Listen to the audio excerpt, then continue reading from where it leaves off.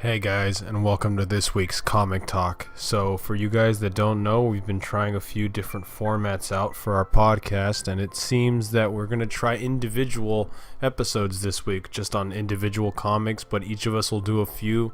And this week I've gone a majority of the Young Animal and DC stuff, so I'm going to start with Doom Patrol. So, this week's Doom Patrol, obviously written by Gerard Way. The artist that also did the cover was Nick Darrington, and the colorist is Tamara Bonvillain. So for those of you who haven't been keeping up with it, we follow this character Casey through this kind of head exploding universe where everything seems out of whack and nothing really seems to hold a definite shape or idea, even though we still see her living a life as an ambulance driver. What ends up happening is she finds the robot man, Clifford. He rebuilds him with a woman who she just barely met, who comes and knocks on our door and explodes her roommate's head. But Casey doesn't seem too weirded out by it, which is funny and also kind of interesting because we wonder why that is. So after all this, she ends up coming to a place called Dannyland. Now, for those of you who aren't too familiar with these comics, Dannyland is a reference to Danny the Street, which was a character that was in some of the original Doom Patrols. It was a street that would kind of move around the world, and it was controlled by one person named Danny. So what ends up happening here is Casey is transferred or sent to Dannyland, which makes it seem that Danny has grown much stronger since the last time we've seen him. And also in this world is Flex Mentallo, a character who is a big buff man was wearing very tight shorts, and it seems his whole thing is that when he flexes a certain muscle in his body, he can alter things outside in the real world.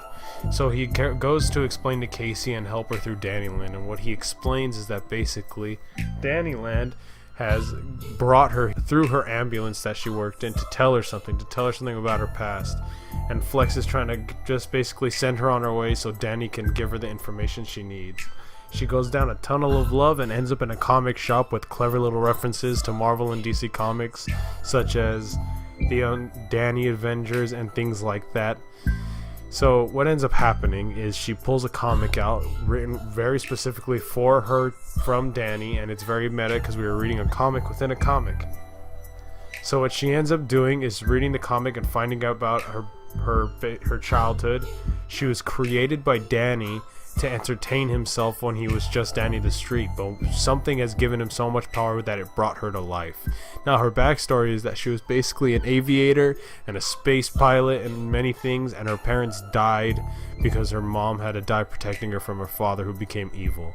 So what ends up happening is when Danny gets powerful, Casey comes to life, and now Danny needs her back to fight because somebody is threatening Dannyland and the Doom Patrol.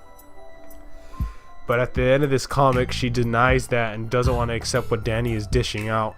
So she decides to leave, and when she gets to the outside of the ambulance, she is taken by robot men who have been attacking Danny outside of the ambulance. But this isn't the end, because we still have to get to Clifford and Larry Trainor. So Clifford, Robot Man, Larry Trainor, Negative Man, has also been sent to this universe with Casey in it. We don't know exactly why or how they got there, but now they're there, and Negative Man doesn't have the negative spirit in his body anymore. So he decides to feed off the negative energy of those things around him to sustain himself, because it seems without those negative energies, he starts to cough up this black ooze out of his body. So in the most recent comic, him and Clifford decide to team up again once they find each other in this new universe. And what ends up happening is a figure representing or almost looking very like the negative spirit finds Larry Trainor, and him and Clifford go with this negative spirit to whatever may come next in the next few comics. So I'm really interested to see where this goes. Having all those old characters come back has been really enjoyable to me, and I really hope we see more of this in the future Young Animal stuff. So this has been The Cube, and I will talk to you guys later. See ya.